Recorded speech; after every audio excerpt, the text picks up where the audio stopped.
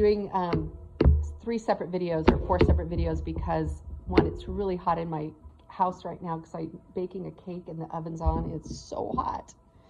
So I'm hot. So I have to keep stopping and drinking water and putting my hair up. But also because the longer the video, the harder it is to upload. Okay, so when we do the writing part of this, you have to write in complete sentences.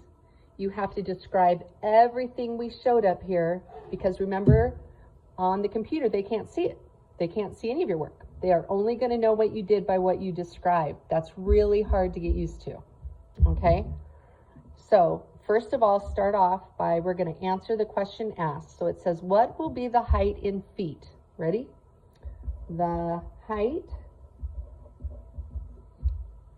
And they want us to give for both A and B, right? The height of line A after 4 minutes is 18 feet,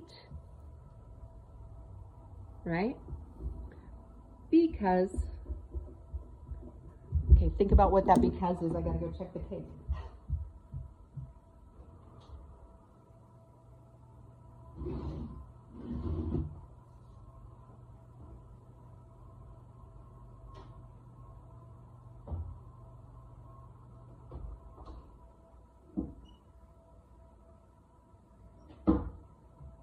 Okay, I'm back, sorry.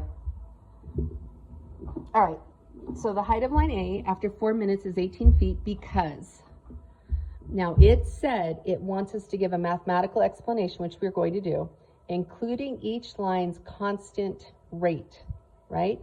So because the constant rate, now watch this, this is how you get big points. Our constant rate is the pattern. It's also the slope. So we're going to use slope right there because you get extra points for vocabulary in math because the constant rate slope is 4, right? It's 4 feet per minute.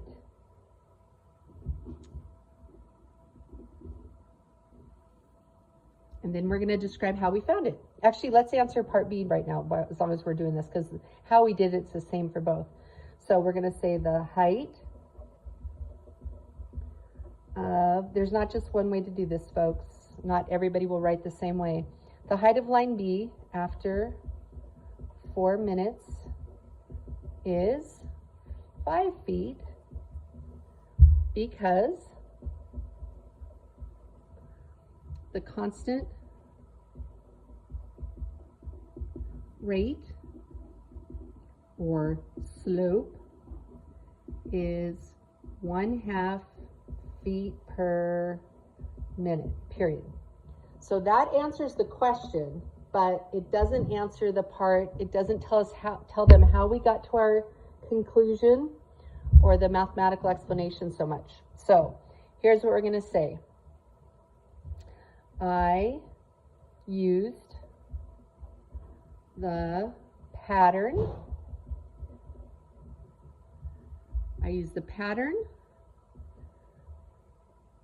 Graphed the lines. Actually, we'll say patterns. I used the patterns, graphed the lines, and found the equations. All 3 ways gave me the same answers, because we're talking about 2 of them. So here's what I want you to do. Cover up your work, have your neighbor read it, and based on this, could they guess at what your work showed? Did we talk about finding patterns? Did we talk about graphing the lines? Did we talk about the equations?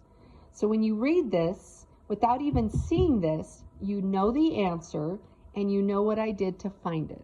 Does that make sense? So we're always trying to get the highest you can get on state testing is a 4. So we would get a 4 out of 4 on this bad boy. So we're practicing this now because when we come back from fall break that first day, we're going to do another real assessment very much like this. So we'll talk about this then too.